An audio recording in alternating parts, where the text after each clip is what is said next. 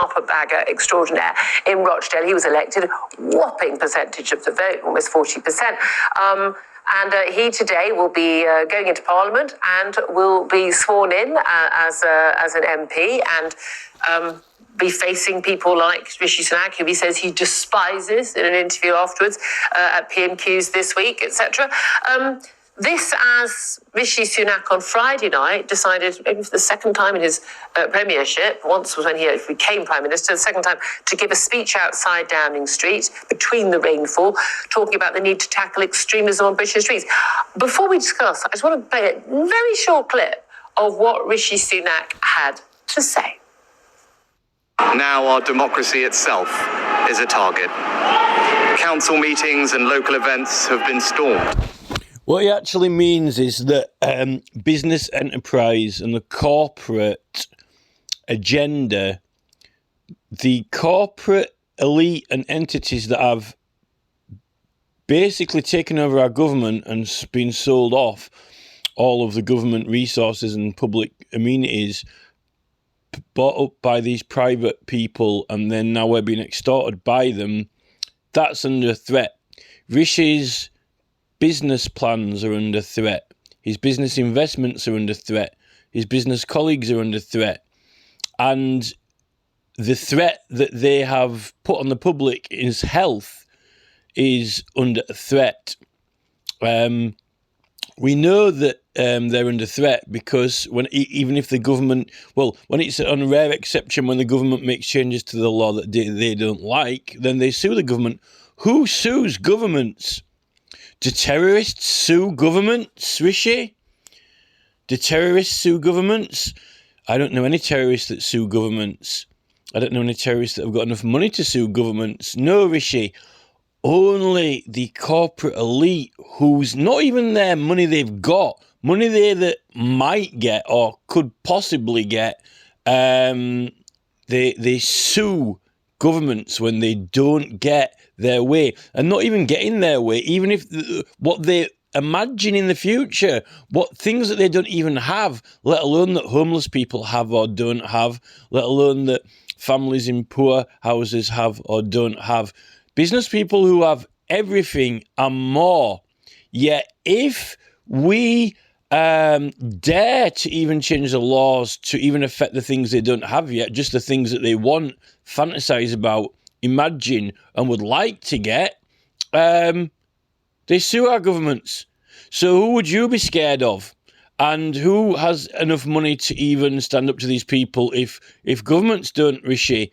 So I don't get where you're coming from, really. And who would be funding and financing all these weapons and foreign forces if it wasn't for the business people who are making them and feeding them and clothing them at the end of the day?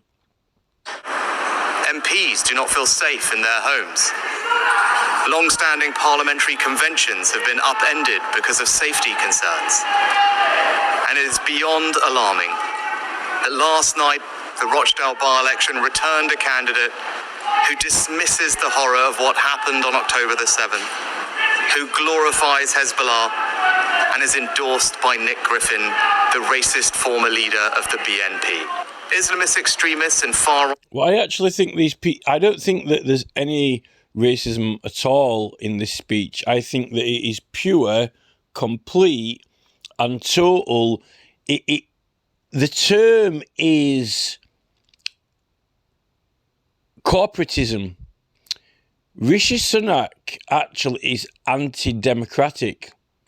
He and his elite are anti-democratic. What evidence would you have for that? Well, they sue governments. Who sues governments? If you don't agree or like what a government does, then tough, they are the leaders. But these people are beyond leaders. When they don't like what governments do, they take action. That's what terrorists do. But they don't need weapons and guns because they've got a lot of money and they've got these special courts. So it seems to me that it actually is, what is something that can attack democracy other than getting out a weapon or a gun? Well, legal suit attacks democracy when you sue a government. Is not that an attack of democracy by daring to challenge a government. I mean, how can you even do that? You know, when anything that puts in Parliament gets put through by the King. I mean, who are these people? They must be beyond leaders like what Charles is referring to, with trillions at their disposal. Beyond leaders. A military-style campaign. Well, you don't need a military-style campaign if you've got diplomats with a hell of a lot of money who can go into courtrooms and win legal cases against government. So I really don't know where Senat's coming from with this. This is all about a very hostile group of people who have far too much money than God. And really, they are extremely anti-democratic, and they are, even actually in the government, that they are camouflaged in the government preaching democracy when they are actually, and their actions are anti-democratic. Judge a man by his actions. These people are suing governments when not only do they have people in the government, but if they don't, the government doesn't do what they want. If by hell, God, you know, some legislation gets put through when these people are even in control of the government, they sue it. And I wouldn't be surprised if they actually were behind some of the terrorist actions, because, you know, who would even have enough money to fund anything or organise anything like that? Well, I don't think crude, as Rishi claims, terrorists who are ill-funded, ill-equipped, extremely amateur, even though they'll get the odd, you know, suicide bomber.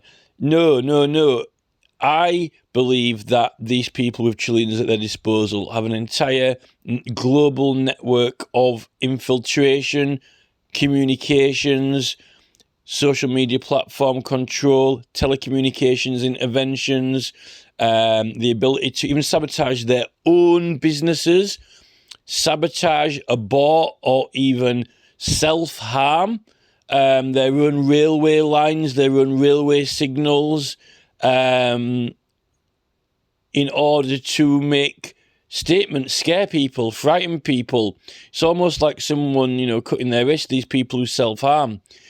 These big companies, it costs them nothing. At the end of the day, they're sacrificing other, you know, people, humans, you know, to these people. It doesn't matter whether it's one business investing or the other one. They own all of them anyway. So, you know, when you've got a collection of marbles, you can, you know, afford to cast away the ones you're not that bothered about. Like groups. I just want to play a very short clip of what Rishi Sunak had to say.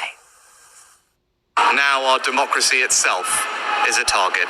No, Rishi, you are targeting the democracy, because you not only sold off half the democracy. So, Rishi, we've got a very strong, you know, like the strong economy. We've got a strong democracy. That's all our public services, the Royal Mail, British Telecom, British Gas.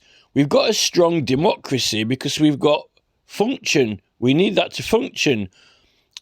Oh, there goes a piece of it. David Cameron sold it off. Oh, there goes another piece of it. Who's buying these? Oh, private corporate entities. Then what happens? Oh, government does something they don't like, so they sue them. What's that?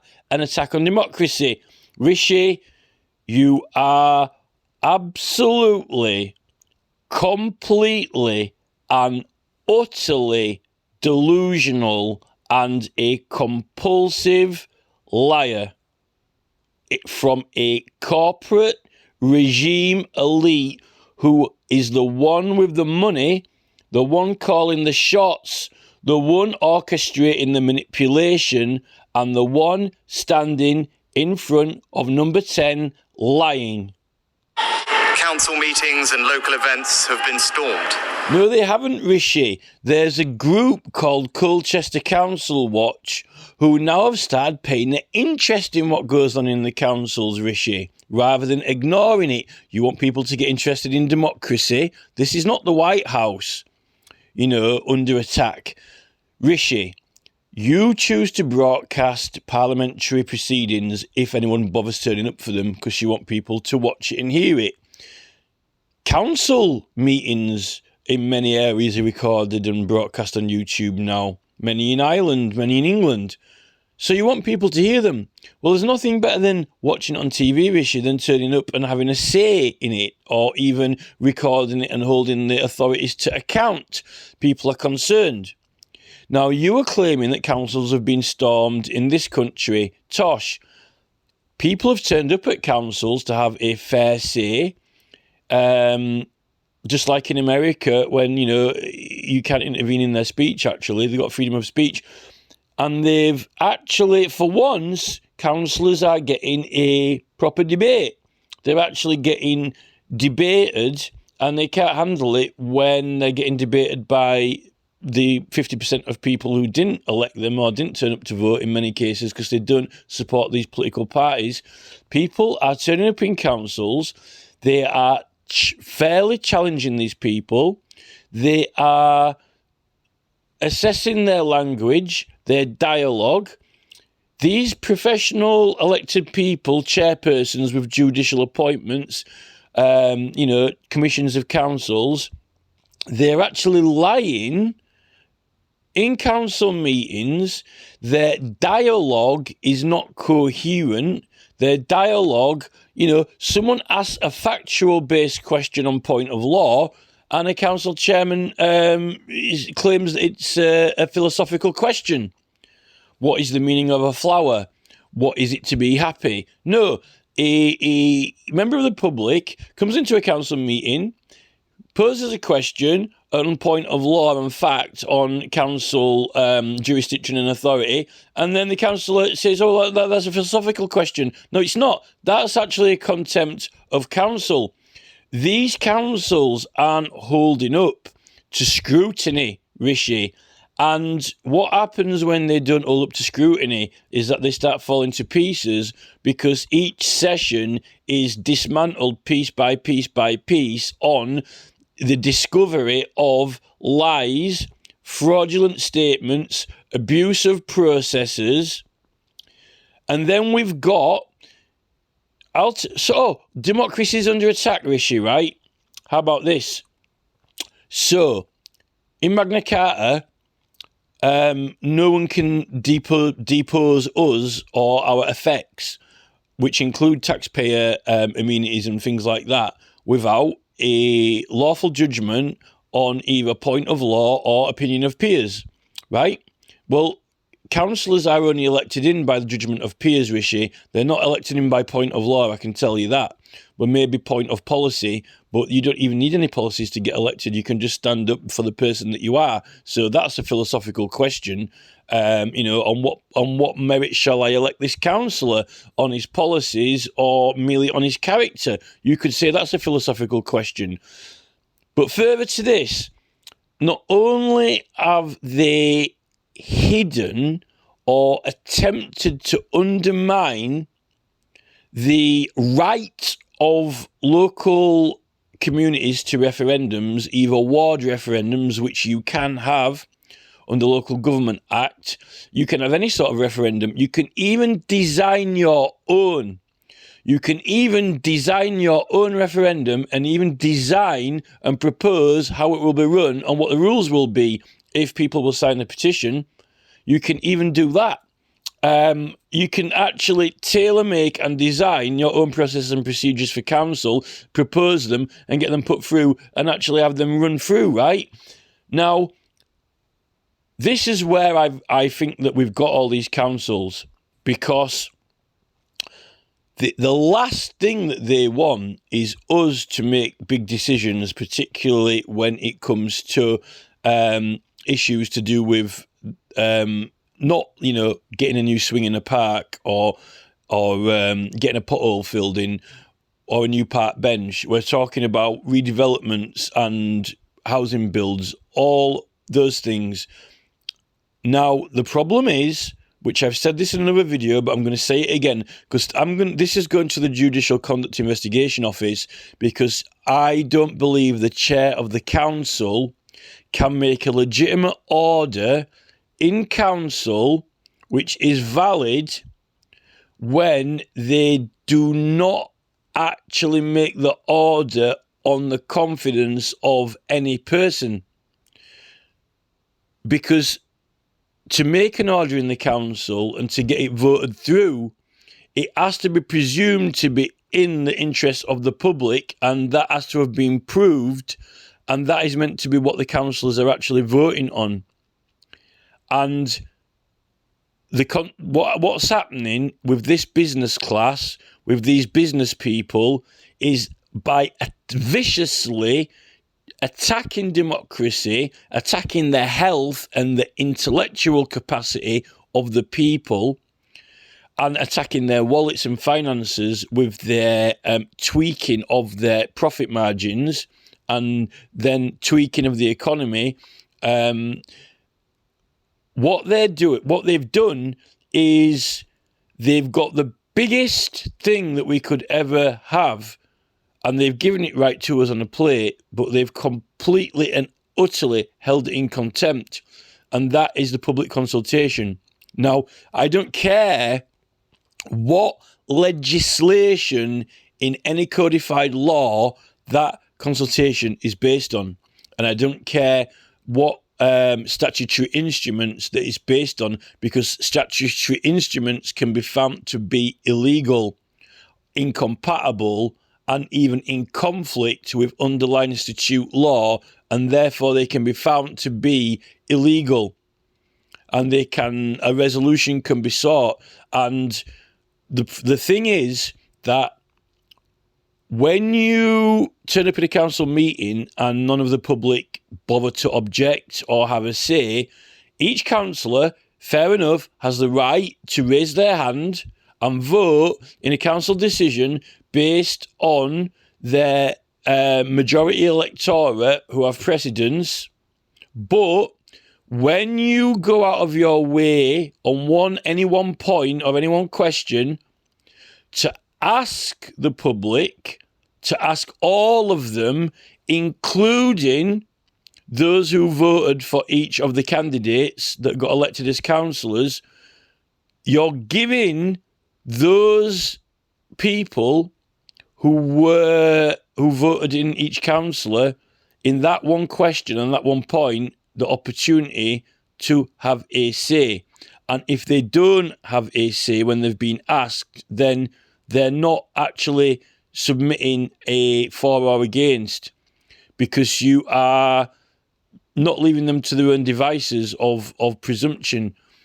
And when you have a public consultation, you actually are addressing the whole public. You are asking the public, all of them, and those who don't respond are choosing not to enter an opinion. Therefore, the ones who do enter opinion are only the ones who do have an opinion. And when there is a majority who opposes any council through a consultation, that actually is the response of the public, all of them.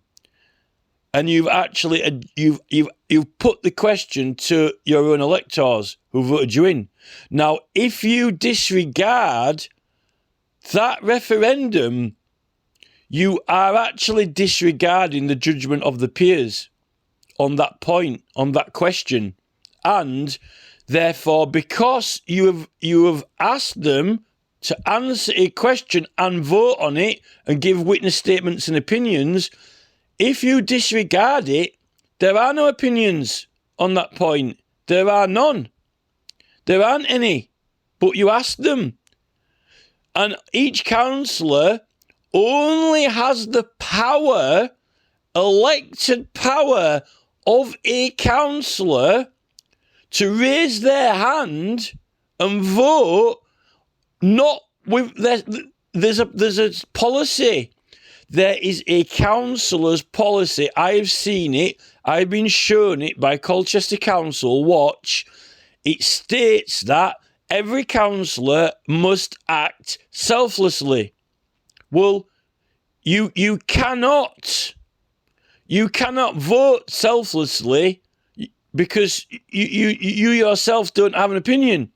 You can only vote with the opinion of your electors or the public if your local area choose to outvote the electors who vote the councillor in.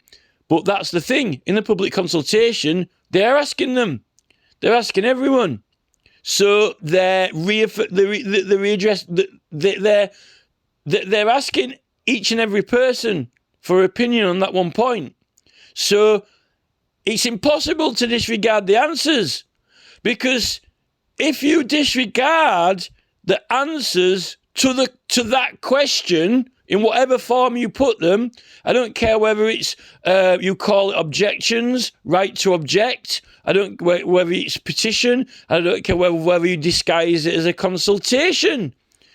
You're putting a question to the public, and then you are disregarding the answers. So therefore, no councillor has power to vote on it. They don't have the power to vote on it. They haven't got any power to vote, because they've said that they aren't regarding the consultation. You can't regard part of it, or it either counts or it doesn't. And if it doesn't count, none of the public's opinion count, because they were asked. So no councillor has said can raise their hand and vote, because the votes on that point, when questioned, have been disregarded. It is impossible for them to cast a vote on it.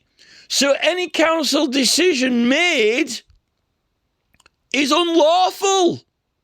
It's illegal. It is actually illegal to disregard a public consultation when asked the question to the public. And that is based on Magna Carta. We can't be dispossessed of anything or our effects, our surroundings, our amenities, particularly when we've been paying for them with our tax money, without a lawful due process, which a public consultation is, and on a point of law or judgment of peers. Well, or, right? It's either or. And if you choose to have a public consultation, you're asking them. Now, the problem is, what the council probably think is, we won't do it on peer judgment then, we'll do it on point of law. But